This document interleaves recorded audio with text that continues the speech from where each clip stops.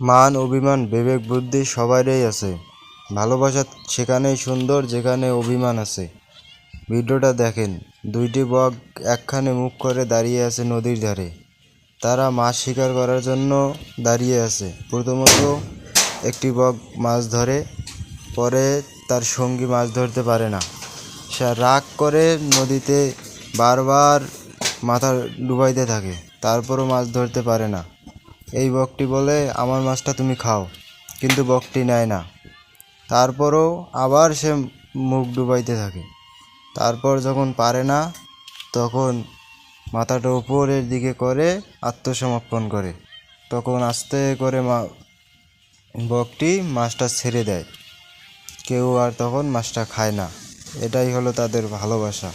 শুধু মানুষের মধ্যেই ভালোবাসা নয়, পৃথিবীর সকলের মনেই ভালোবাসা আছে।